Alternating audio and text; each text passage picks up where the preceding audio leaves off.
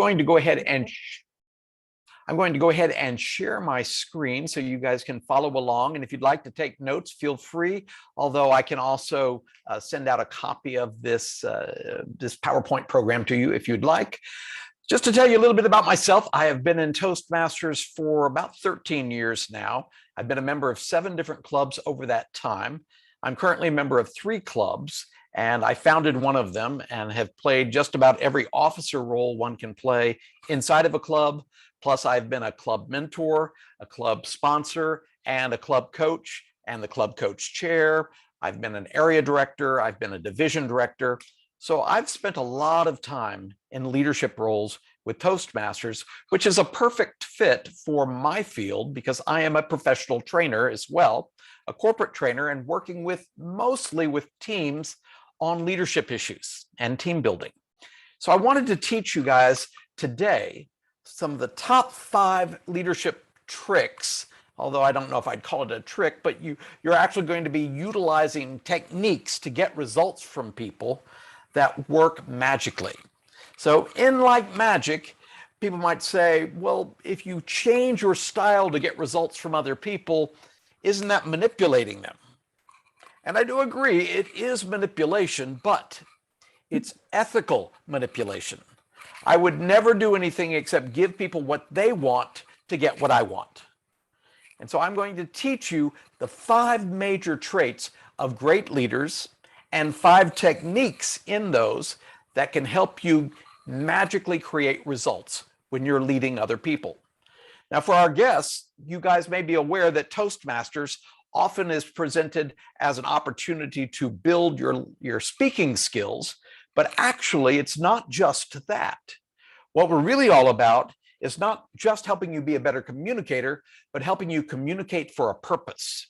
And the primary purpose we teach you to communicate for is how to lead others in the direction that you would like them to go. Like, who here has ever wanted someone to go in your direction? Such as you have an idea that you want people to follow, and you have to present it in such a way where people are willing to do so. So this is all about leadership and the ability to get people to follow you. So I want you guys to feel comfortable asking questions. So feel free at any point to interrupt if you'd like, or if you want, you can put in the chat box what your question is. And then at the end, we'll answer these questions, but you can just type them in there at any time as we go along. And then at the end, we'll have about 5-10 minutes for questions as well. So the 5 tips for great leaders, these tricks that I want to teach you guys, is based on a very famous book that came out. This came out about 30 years ago, and this is a book that's called The Leadership Challenge. You see that here on the slide here. The Leadership Challenge was a program that certain doctoral students had created to try to find out, of all the leadership traits that are out there, what are the top ones that every leader that is great has in common? And they narrowed it down to about 125 traits, boiled that down into what are the 25 most basic things that every of these leaders are doing, and then could we put them into 5 categories to simplify it? And what they came up with is that great leaders follow 5 practices. Now, that doesn't mean you are an expert in all of these, but you want to work on these to the best of your ability over time. You'll see this in Toastmasters. You'll see this in your workplace. You'd see this with your bosses, as well as you want to practice it yourself, because we are all leaders in one way or another. So the 5 practices that I'll address: number 1, to model the way for others. Set the tone for how you want other people to be.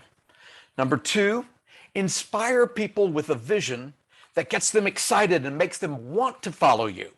If you can get them to think that that's their vision that they get excited about, it's very easy to get people to come along with you. The 3rd part is one of the most difficult for many of us, and that is in challenging the process. Because once we figure out what works, what do we typically want to do? We want to keep doing it. How long do you keep doing something that is working in a world that is always changing? Well, generally we'll do it until it stops working. And that generally leads us to crisis. So a great leader sees change coming and is willing to challenge the process and get people to follow them through this change to be successful. The fourth major leadership practice that we'll focus on is to enable others to act. That's one of my favorites, because if you can empower people to come up with their own solution on how to get the results you want them to get, are they more committed? Can you hold them more accountable when it's their plan? I know that we have some people on here who are parents. Terry, you probably would think that as a parent, your job is to tell your kids what to do.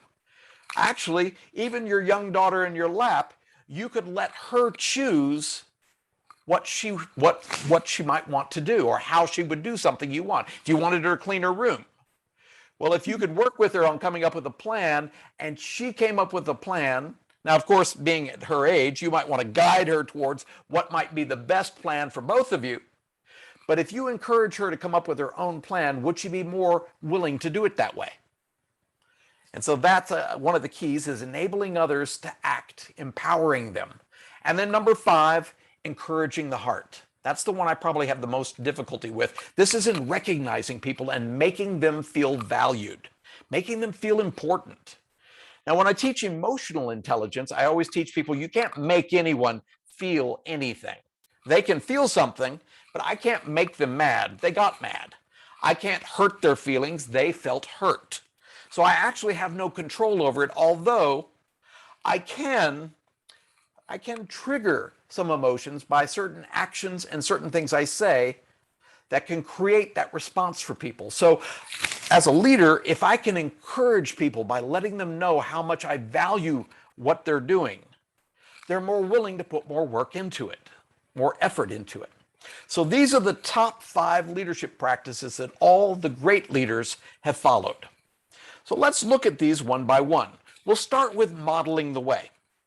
As Toastmasters, we all are about setting the tone, or setting the pace for what we want our team members, our fellow Toastmasters, to do. And in Toastmasters itself, the entire program is centered around our core values, what we all value as Toastmasters. And so the 4 core values we follow as Toastmasters is integrity, keeping your word; respect of others, even though they may not be like you, can you respect their way? Being of service to others, and doing our very best, excellence. Now, I know that's sometimes hard to remember, this IRSE, so I like switching it around a little bit to make it easier to remember. So imagine if you thought of it as we rise to excellence in Toastmasters. The R in rise is respect everyone in your club. It's mutual respect, as they should respect us as well. Demonstrate integrity by always be willing to keep your word, or if you notice you're out of tune with what you promised, be willing to notice that, own it, and fix it. We always are here to be of service to others and help them to grow and be the best, and help them achieve the best that they can be. And that best centers upon excellence. We want to not be perfect, but we want to give excellence, the best we can be. So let's look at what this means to us as Toastmasters, because when you guys join Toastmasters, and I know that some of you are just guests at this point, but I'm hoping that after today, you'll be considering that next step of joining. And when you join Toastmasters, before you sign on the dotted line that, yes, I'm willing to do this, you have to think about, what have you said you'd be willing to do? Well, there is a Toastmasters promise that's written just above that signature line of what you're promising to offer everyone in this program, the people in your club, and what you're willing to do to learn. One of those things that we promise is to provide our fellow members with helpful, constructive evaluations. We give feedback because sometimes we don't see ourselves so clearly. It's what other people see that's usually a lot more clear than what we see. So giving someone feedback is a great way to help them to grow. But it has to sound helpful and constructive and positive. It has to be motivating, because wouldn't you agree, it's difficult sometimes to hear people tell you what you did wrong and encourage you to change that. Well, in Toastmasters, we find a way to do that that is always positive. Even if I talk about something that you did as a mistake, I'm going to try to put it in the most positive way possible to make you feel good about your efforts and encourage you to take the advice. Secondly, we are here to help our clubs maintain positive and friendly environments to help our leaders grow and learn. And whose job is it? It's not just the president's. It's just not the vice president of membership and the vice president of education. It's everyone in the club. Even if you're not an officer, your job is to always be friendly, engaging, warm, helpful, and encouraging. Another thing we promise in Toastmasters is to serve as an officer when we're called upon to do so. You may even think to yourself, well, I don't know how to be an officer. Well, we will teach you how to. And you don't have to do it perfectly. You just do the best that you can and you learn from it, because Toastmasters is where leaders are made. We teach you how to become a leader. It's just a safe place to practice these skills. And being a club officer is one of the best ways to learn all the important skills of a leader. Another thing that we promise in Toastmasters is to treat each other and our guests with respect and courtesy. You can disagree with someone, but always with respect, because how they come up with their ideas and their beliefs are just as right as how you came up with yours. They may be very different, but they're just as viable. They're just as valid. So your ability to treat each other with respect and courtesy is a great skill to learn. And imagine if we all do this in our lives, everywhere in our lives, how much better would we get along with each other? That's what we try to work on in Toastmasters. We want to master these skills. So let's look at this first tip or trick, as I called it, that can help you become a more effective leader. As I mentioned earlier, we are not always our best at noticing our own behavior. Other people sometimes notice this much better than we do. So one of the things you want to do is that you're going to become a more effective leader is you've got to notice those areas where you're not at your best. And sometimes others notice it better than you do. So listening to that feedback, all of our feedback that we offer to you is to help you to notice something that either worked or didn't work for us. Like if you're a speaker, Chris, and you're speaking to us, whose job is it to make sure that the way you do it makes us be willing to listen to you and follow where you're going? Is it our responsibility or is it yours? So do you notice where you did that well? And even more importantly, where you might want to work on making it better or more effective? So the first step is you've got to notice it. The second step, just like looking in that mirror, is that we've got to own it. We've got to be willing to own the fact that it is, if that's what they heard, that's how we came across. We might be thinking to ourselves, well, that wasn't my intention. I didn't mean for you to hit you like that or to come across like that to you. And yet that's how our communication came across.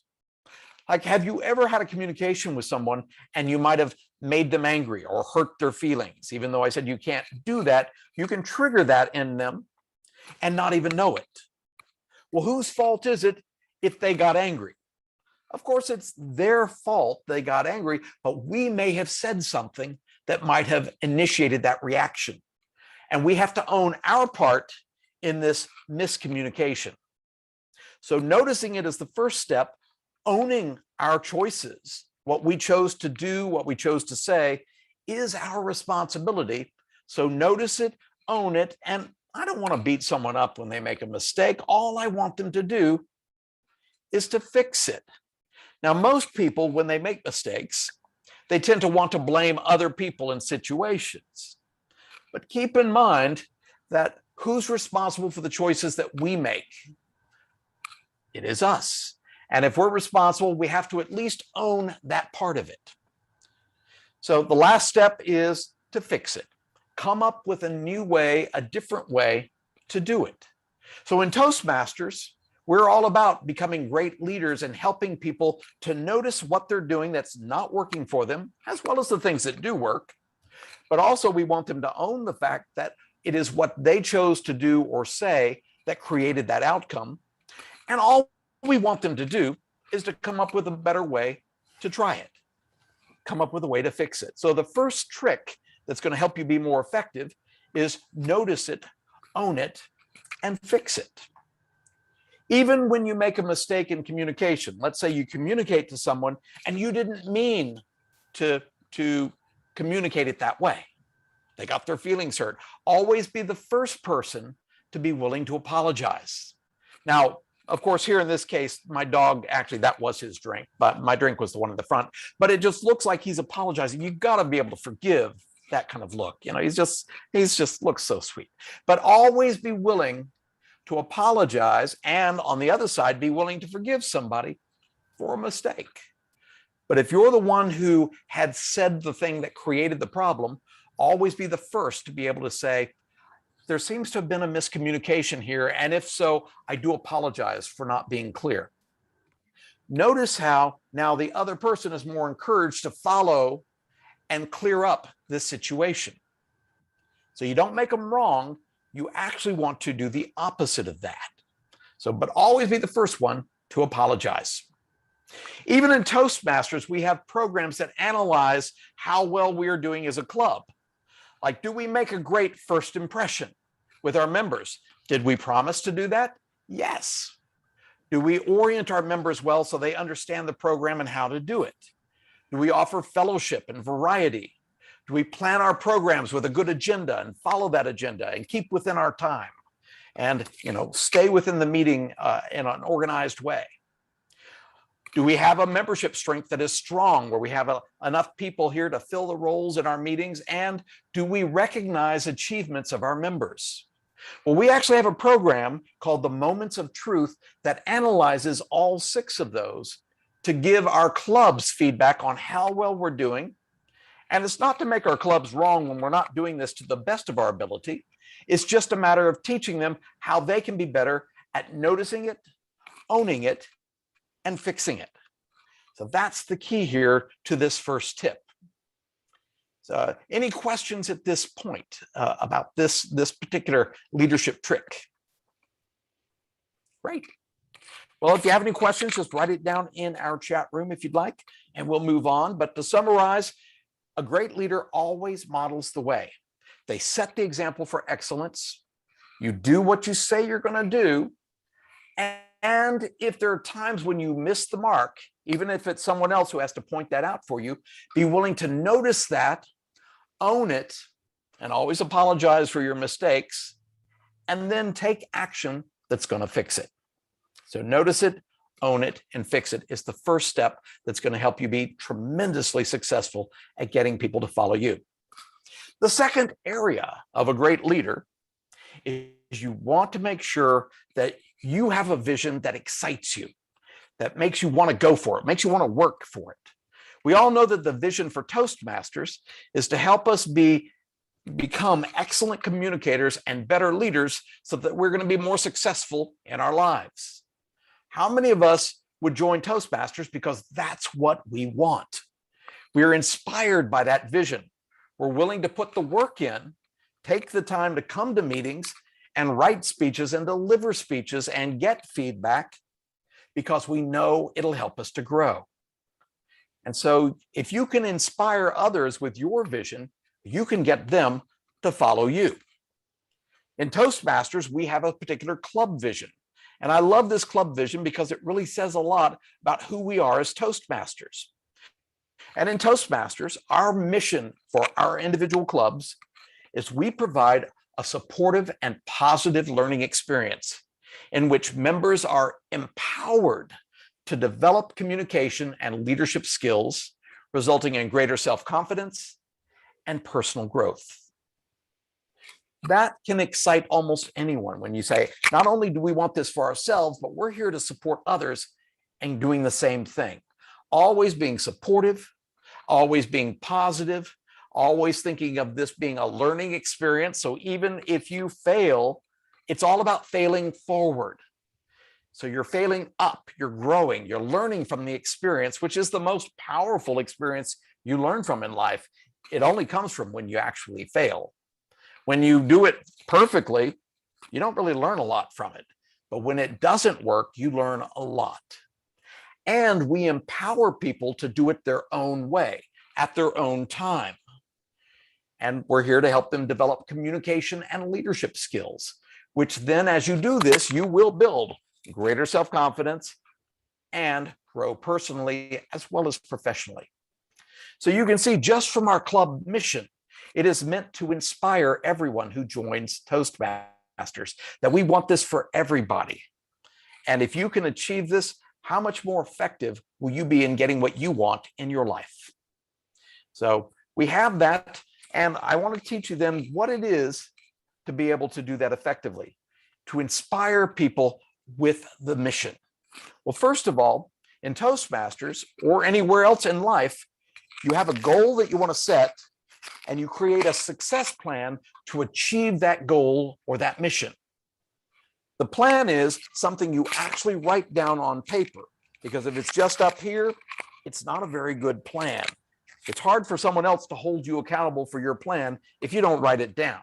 So you write down a plan for success, what you're going to do exactly, when you're going to do it, who you're going to work with, how you're going to get there, and when do you plan to have this done.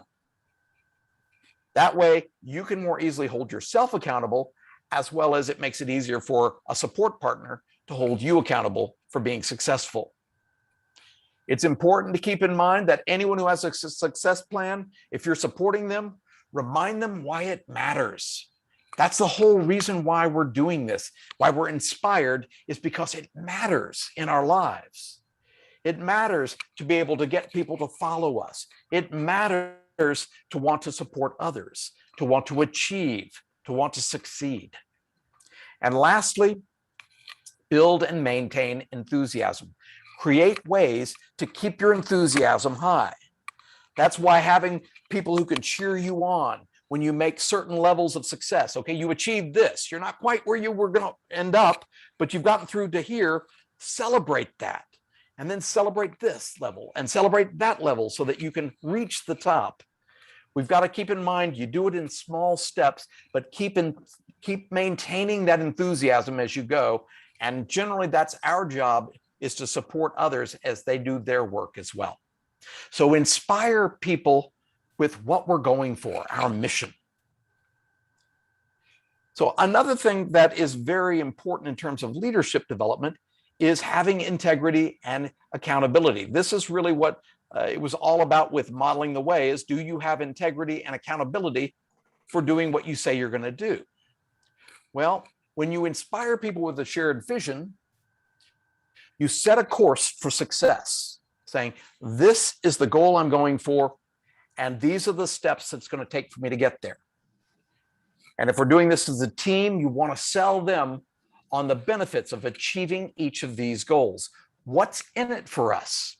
How is this going to help us and benefit us in our lives? Because when people can clearly see the benefits, they can also see why they would make the time to do it. So sometimes it's hard to see the benefits in something because of how difficult you may be having a difficult time of it. And your team member's job is to remind you, to support you as you keep moving through these goals, to maintain that enthusiasm and keep building it as you go. So as long as we build and maintain enthusiasm around that vision that we're going for, it makes it almost sure thing that we're going to be able to achieve any goal that we set. You've probably heard this before, but if you believe it, you can achieve it. Well, to achieve anything, if you don't believe in it, you don't have a chance. So you've got to believe in it and have enthusiasm toward it to be able to get there. And other people's job is to support you to keep going in that direction. That's what we do here in Toastmasters. The third practice that we're going to focus on in the leadership challenge is to challenge the process. Be willing to see change as a good thing. How many of us have ever experienced change in an organization or at home, and people saw the change as a bad thing? Well, change is just change. The world is always changing.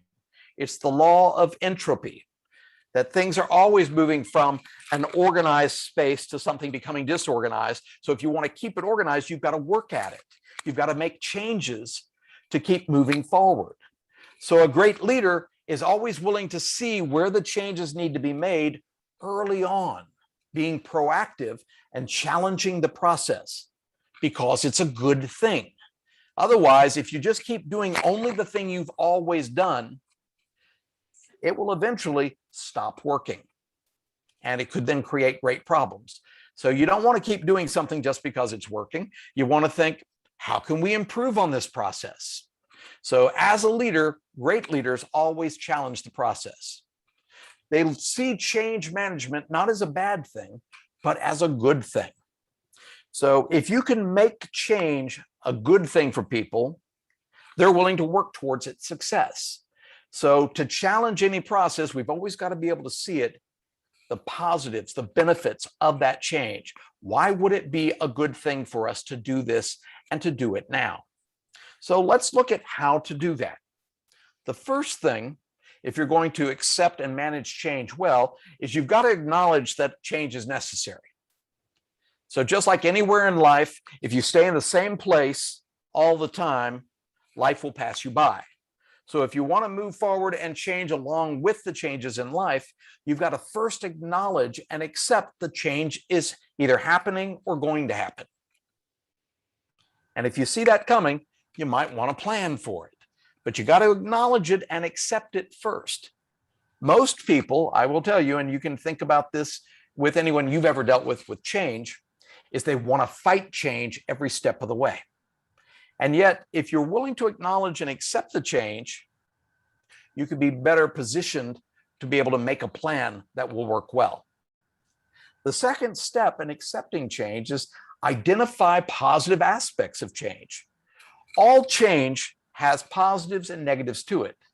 But if you focus on the positives of why it's a good thing, it keeps your energy, your enthusiasm moving towards supporting those choices that can help actually make that come to fruition. So identify the positive aspects of change so that you can see why you want to work toward that. If you see it as a negative, you're probably going to fight it every step of the way. As a matter of fact, in a general population of everyone in your life, when it comes to change, 20% of people always see the positives. They tend to be very optimistic. 30% of people tend to be pessimistic. They're always willing to see the worst of a situation, and they can see it clearly. You probably know some people like that in your lives who tend to be a bit negative. That's a normal thing for us.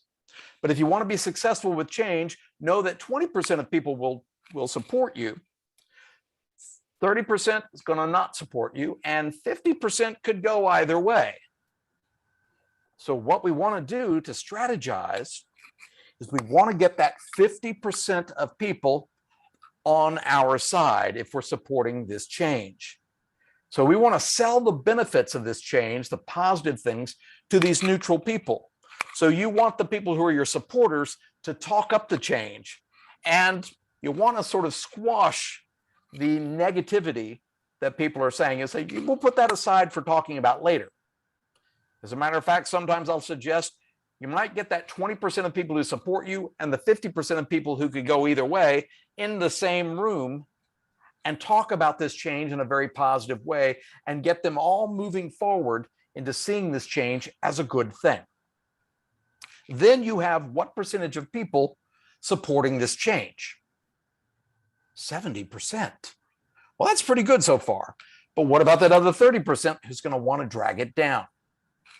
Well, you can get most of those 30% of people on your side if you meet with them separately and you discuss the challenges. Now, they're going to be very vocal with you about what they see is going to be the problem with this change. They're going to be, they see the negative part of it. They don't want this change. They want to fight this change. Well, fighting with them just creates more problems. So what we want to do instead is communicate with someone who doesn't agree with us in a way that makes them willing to listen and follow. How many of you would love to find a great way to get people who do not agree with you to listen to how you see it and be willing to follow you? There is a trick to that. And I'll teach you this method because this is probably the most powerful human communication tool you can use. This is your tip number 3 on how to get people to follow you. You must empathize first with your opponent, the people who disagrees with you. You must find a way to care about how they see it. Now, if you don't care how they see it, this is going to be a little difficult for you. So one of the first things you're going to have to do is to come across like, I care how you see it. So I'm going to show you how to do that. The first thing you want to do is not say anything, just listen to them. Now, you might ask questions and get them to open up, but listen actively where it looks like you're listening. You're paying attention. You're giving them eye contact. You're leaning in. You're nodding your head. You're agreeing with them. So listen to them in a way that where they believe you're truly listening. So that's the first part. The second, that's just as important, is they like to know that you acknowledged what they said, that you understood it. So you want to verify your understanding.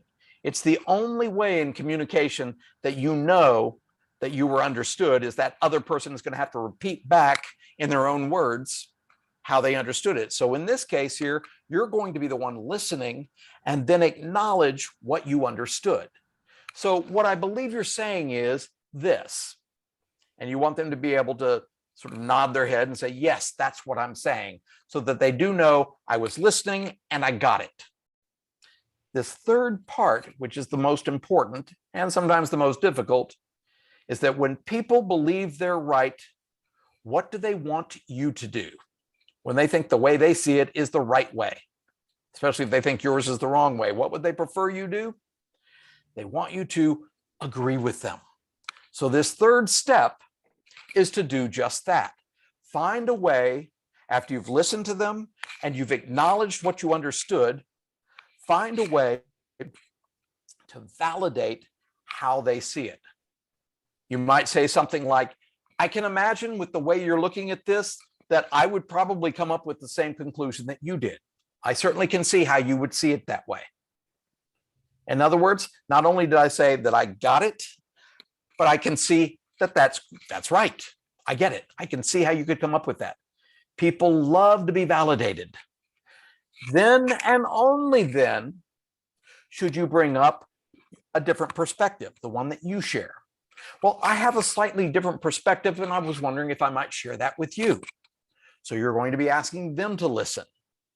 So you're modeling the way here for showing I do care how you see it, and now I would like you to care how I see it.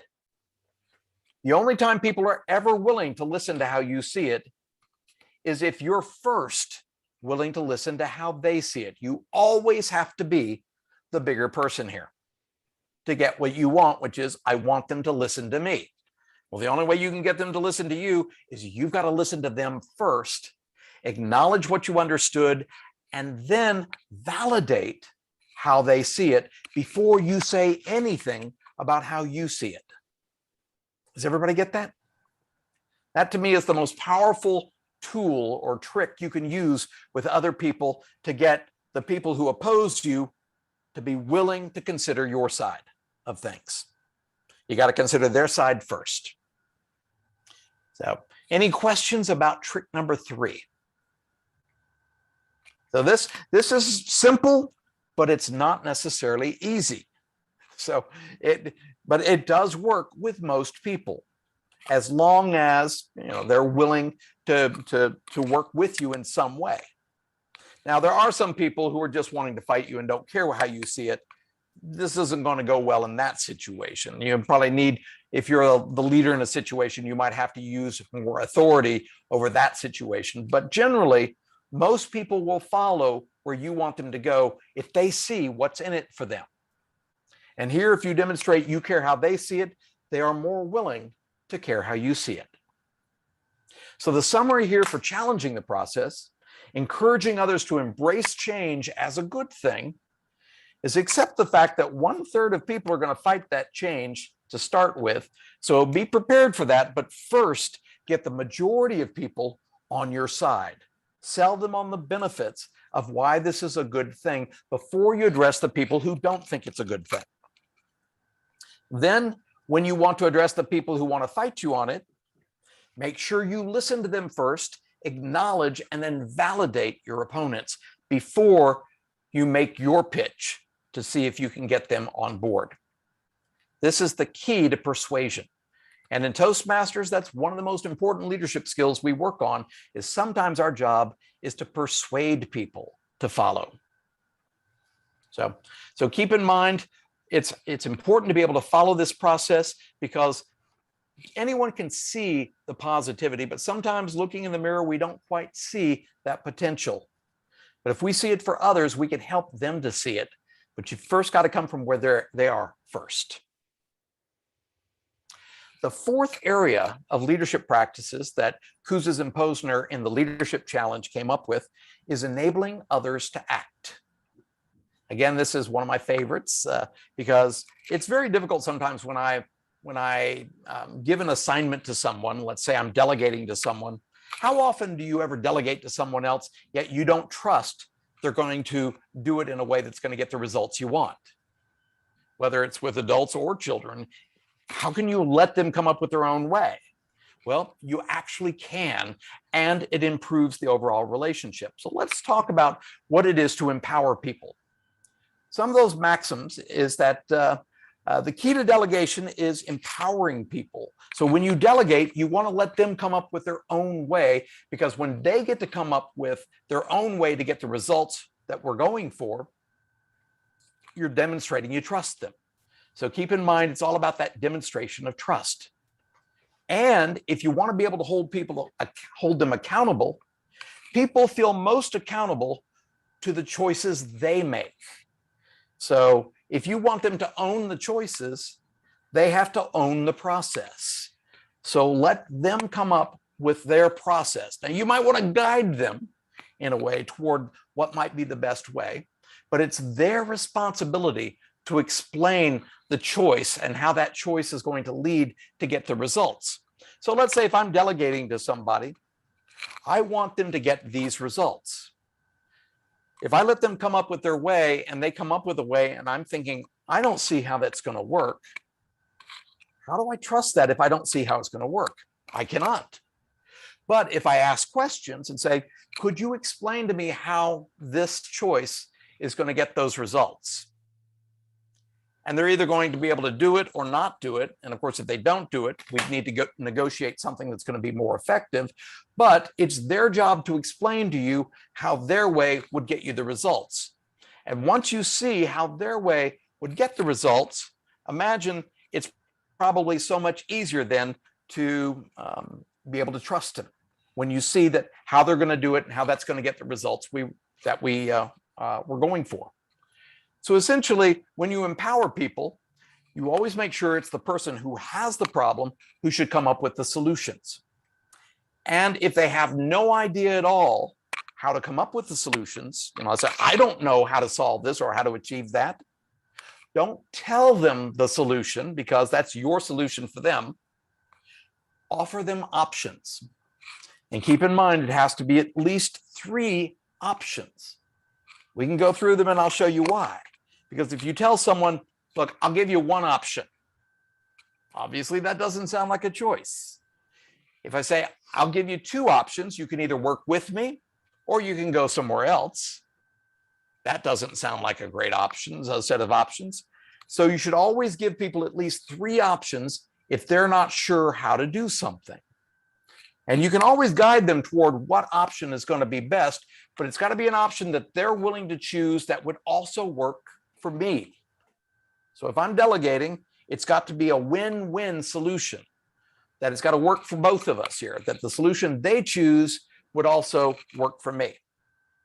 So, and if we don't come up with something that does, maybe we should then brainstorm ideas, but then in the end, let them choose the plan, because then who is responsible for their choice, for their plan? It makes it so much easier to hold people accountable when it's their plan. And then after they've chosen a plan for how they're going to do something, of course, we need to follow through. So set up a support and accountability system so we can check to make sure that it's happening within the time frame that we agreed upon. Even that shouldn't be our choice as to when we're going to check in with them. Who should come up with this solution as to how much support and when I should check in with them? Get them to come up with that. Because if they come up with it, they could never claim that you're micromanaging them. Because micromanaging is coming in and checking on them in a way that they're not comfortable with. That seems to sound like you don't trust them. But if we say, well, what would be the right amount of check-in for you?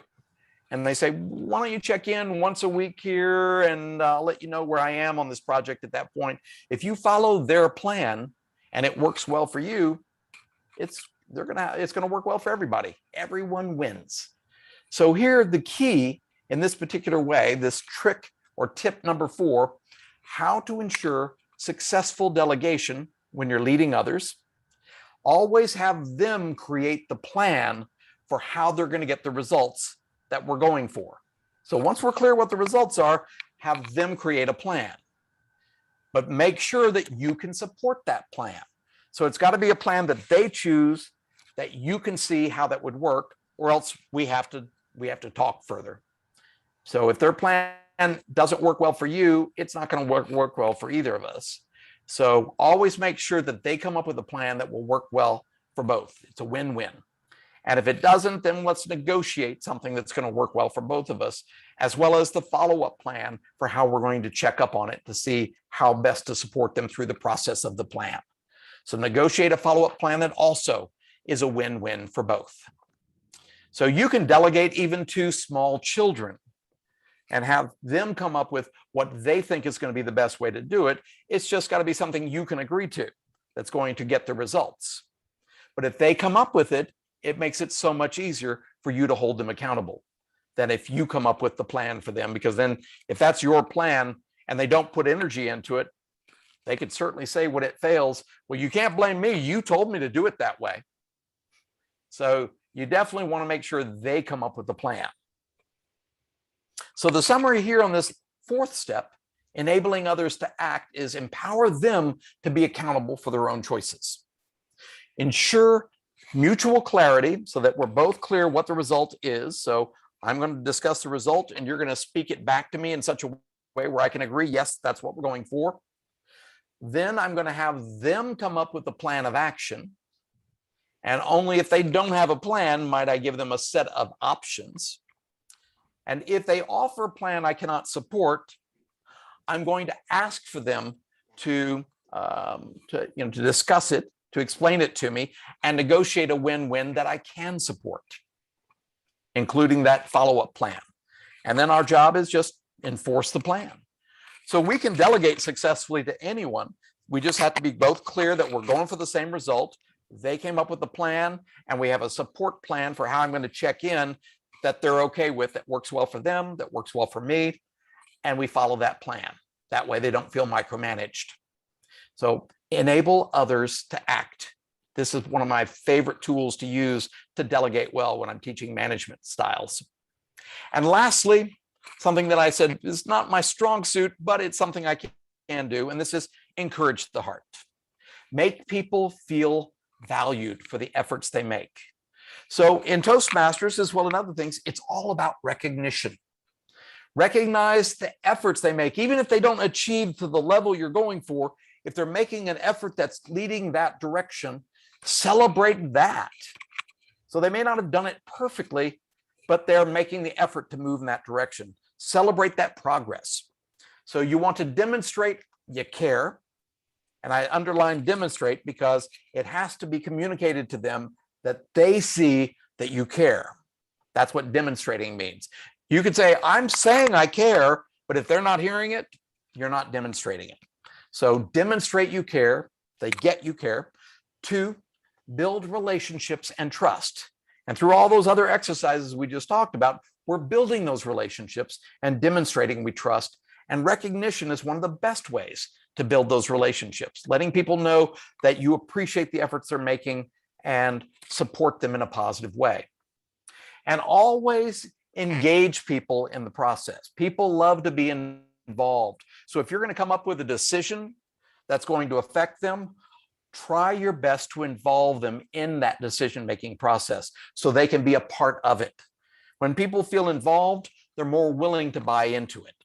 So involve others. So here's a few things to know about when recognizing people. And this is what we spend a lot of time doing in Toastmasters, because we give a lot of feedback to people, but we always want to make sure that recognition sounds positive. So negative reinforcement is actually telling people what they should stop doing. Positive reinforcement is encouraging people to do more of something, showing people what they're doing right, what they should start doing. So the result is the same, whether I tell you to stop doing this or start doing this, I want this result, but people are more willing to listen to the positive, more willing to follow the positive. So learn how to communicate in positive ways. Recognize the little steps. Even in Toastmasters, we have these different levels of education so that when you finish the first level, we recognize that, we celebrate that, but you haven't finished this path of learning that you're working on. There's 5 levels to finish, but you work on your first one and you get recognized for that. Then you work on your second one, you get recognized for that. And each time during these pieces, there may be little sets of achievement that you can recognize that keep people moving forward. It's sort of looking at the difference between the 2 types of reward: intrinsic reward or in reinforcement, or extrinsic. Intrinsic is the things that just make you feel good inside, those warm, fuzzy feelings.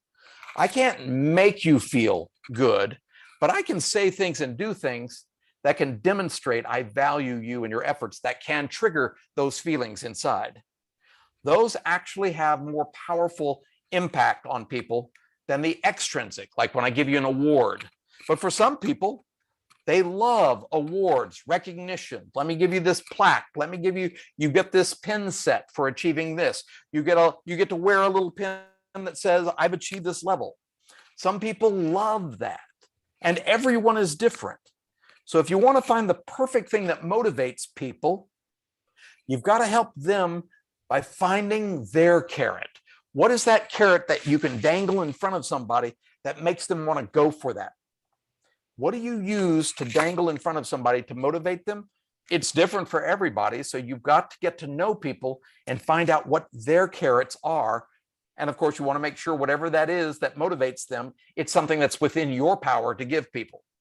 If someone says, well, the only motivation for me is give me $1 million, well, that's a motivation for many people, but that's not within our power to do. So it's got to be a carrot that you can actually offer. So here is tip number 5, the last and perhaps what I think is the most powerful tip of all. When you motivate people, it's that intrinsic feeling that has the biggest motivator.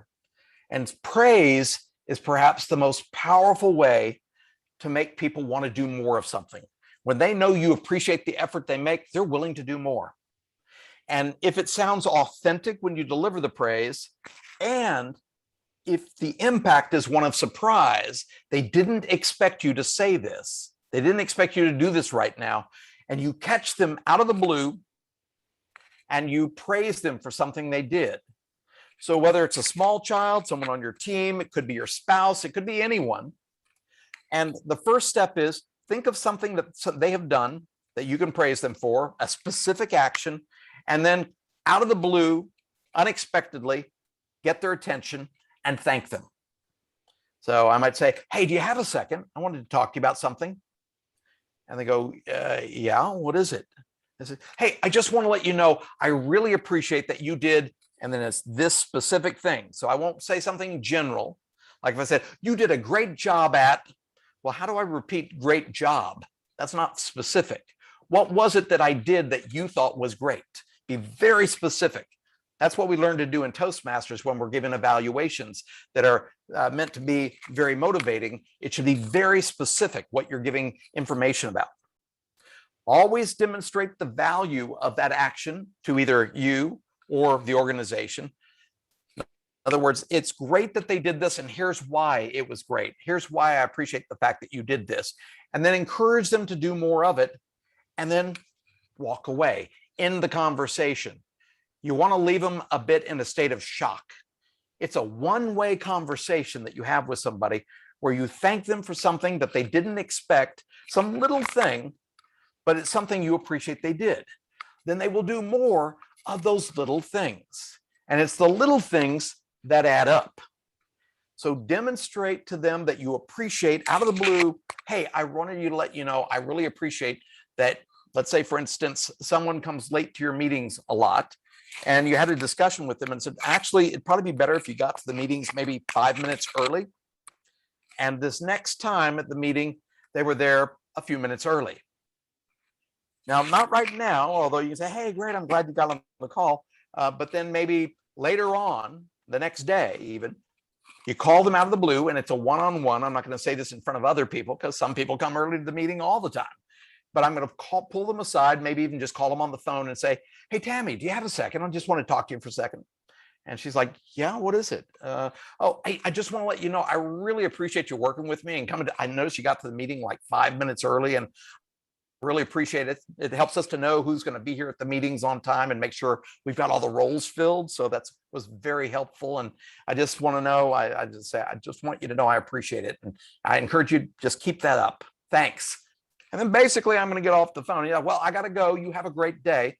And I want to leave them sort of hanging up the phone a little bit in shock, a little bit surprised, because it'll stay with them. It has impact. People love it when you notice the little tiny things they do and you let them know when they don't expect it. So right after they do it, you should always say thank you, but they're expecting that. But later catch them off guard and remind them of the thing they did and how much you appreciated that, and then move on. So this is probably one of the most powerful ways to acknowledge people and make them feel valued. So essentially, these are 5 of the tips in the 5 different practices that great leaders follow. So if you model the way for other people, always be the one to be the most responsible, be the one to step up first. If you want other people to do it, you've got to model that way for others. You inspire people with a vision that makes them so excited about it, it becomes their vision. They're willing to do it because they're excited about it. Always be willing to challenge the process. I know we're doing this and this works well, but everything changes. So that how do we keep this up? What changes do we need to make that's going to keep our success going? Because if we just keep doing this, we'll eventually not be so successful anymore. So challenge the process and accept some changes. Enable others to come up with their own way to take action because they're more willing to take responsibility when it's their choice. So make it their choice, or at least come up with options and let them choose. And lastly, encourage the heart. Make people know how much you appreciate the efforts they make, and they will make more efforts. If you want people to become more dedicated to your club, be more willing to step up, and be more willing to stay with the program and do the work it takes to be successful, you've got to make sure you appreciate the efforts they're making and they see that. So this is the key to being a powerful leader. And I just want to see if there's any questions that we've got out there. Well, we've got a few minutes. You can unmute yourself and we'll take a few questions. Anybody have any questions at all? Yeah, Bart, I want to know how you came up with this, well-rounded and full and comprehensive presentation. Well, I've been teaching leadership skills for about 25 years, and I'm always looking for what works and being aware of what doesn't work because sometimes we learn as leaders by taking a chance, and sometimes it works and sometimes it doesn't. And I thought, well, what could I tell people that's simple? So usually in 3 steps, even though it can be complicated, generally you can boil it down to what are 3 things that makes it easy to remember. And so I use the model of the 5 tips in Kouzes and Pozner's book, which is one of my favorites, The Leadership Challenge. I love that book that teaches you about these 5 areas and how to master them in many, many different ways. But then I thought, what is the most powerful way in each of these areas that if you practice this, you will get results? And so I thought, well, I can come up with something that's a 1-hour presentation that takes what I would normally teach maybe in a whole day and let you guys practice and do some exercises. Obviously, this is more a one-way presentation. Though if we had more time, a few hours, I'd then give you guys examples, let you practice, see what works and what doesn't work. But it's just what works for most people. Now, I will say if you've got people who are psychotic, let's say, that's just not going to work for them. People who, have emotional issues, sometimes this doesn't work so clearly, but for the average person, every one of these tips work most every time. Other questions?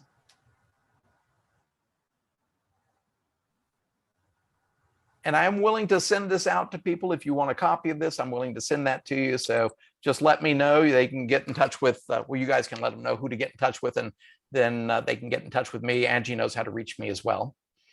Bart, can I ask you a question, please, before you leave? Of course. Oh, yes. I have a question regarding a person who's late in the meeting. So how would you encourage that person to come on time, please? Okay. Well, first of all, one thing is, do they see the value of that? Because there's always a reason why people do something. So they're not putting it at the top of their priorities. And so letting them know the value of it is helpful. So I said, hey, I was wondering if I could talk to you about something. And they're like, yeah, what is it? And it's like, because these can be difficult conversations, but then I say, hey, I noticed that more times than not, you tend to be getting to the meetings right when we're starting or sometimes just afterwards. And it makes it sometimes difficult to fill roles that might need to be filled beforehand. I would love to try to encourage all of our members. So in other words, I'm not just expecting it of them, but I really would like everybody to make an effort to be on the call at least 5 minutes early, if not 10 minutes early, because sometimes before our meetings, we need to adjust the agenda. We need to know that everyone's going to be here, because if you said you're going to play a role and you're not here when the meeting starts, we're going to try to put someone else in that role. And if they show up late and then want to play that role, we've already assigned it to someone else. And I don't want to have either party be in that level of discomfort of having to take something away or let them know they were too late for that. So I just want to ask the favor, because it is their choice. So I was wondering if I could ask a favor, if you could make an effort to get to the meetings about 5 to 10 minutes early. That would be ideal for us. Would that work for you?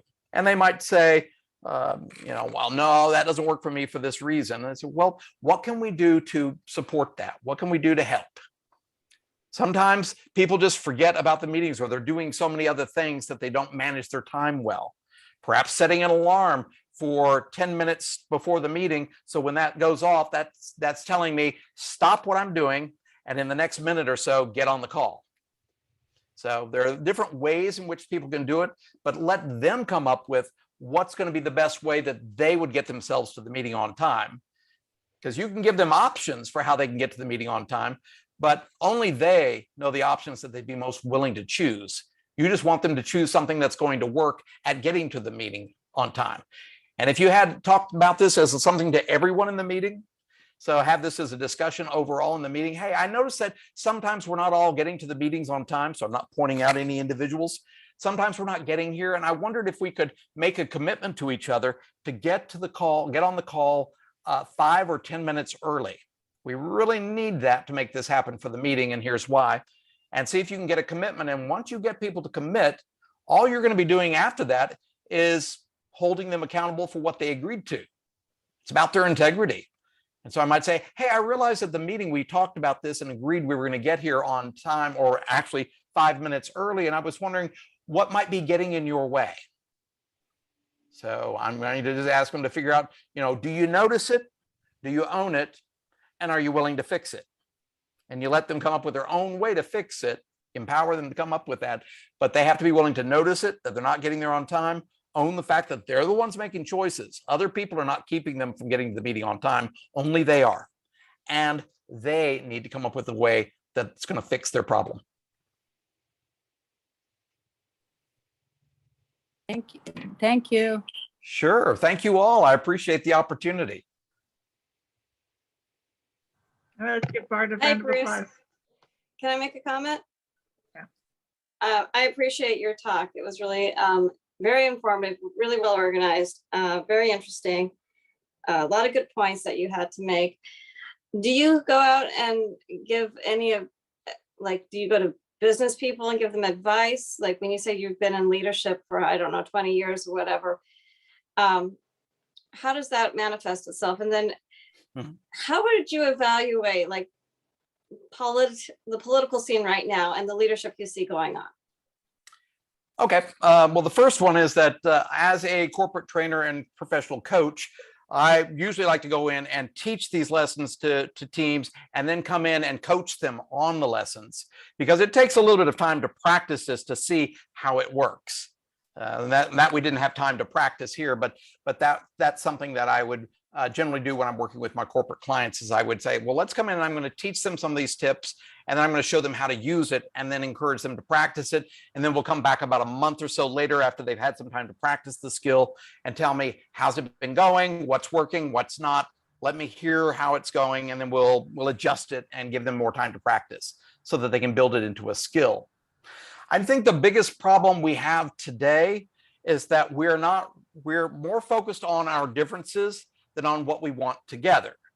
And that's one of the biggest problems we have, is that it seems that that people are not so willing anymore to find common ground. It's like we want to live in a culture where we're all very different. Men, women, people of different ages, different nationalities. I mean, we're all Americans living in this country, but we have different beliefs, different ways we do things, different experiences. And yet, are we willing to respect other people's experiences? And it seems like we're losing that. It seems like today people don't think they have to respect someone else's opinion. And I think that's what's really changed is probably the media in terms of the social media. That people now use social media as their way of garnering attention and opinions. But generally, people are just looking on social media for other people who agree with them, and to essentially use that as their power to say, so all these people agree with me, we don't agree with you, we don't have to listen to you. As if someone who might be in the minority doesn't have a valid point. And that makes it almost impossible to get along. It's only going to create battling between people. Until we learn to start actually talking to each other and be willing to listen to each other, because that's the problem, is there seems to be no listening anymore. It's all about the talking. And people are talking at us and no one is listening. So that's the biggest problem I see.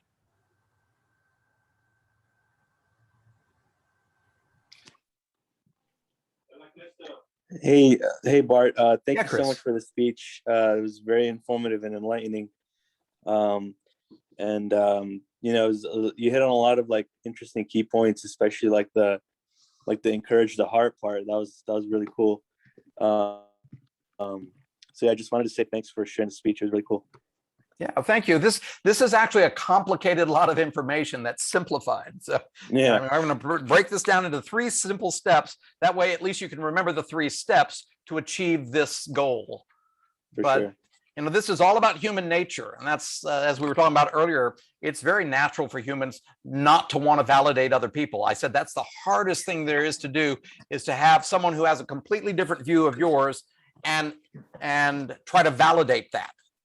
And yet there are reasons why they came up with that opinion based on this, and this. Well, if I was in that culture or had that background and those beliefs, I probably would come up with the same conclusion.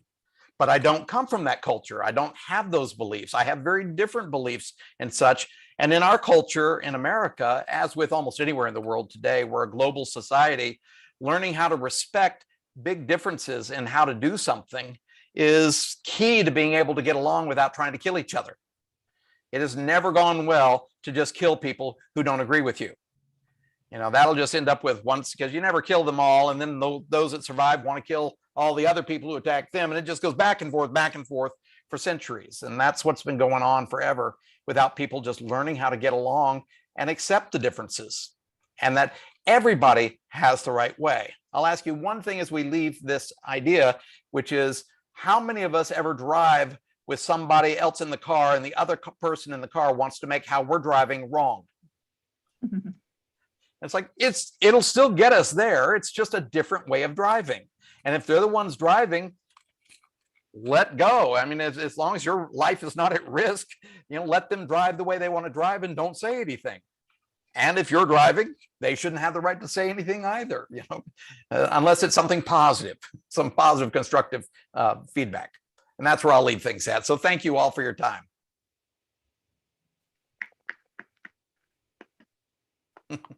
Hey, thank you, Bart. Thanks for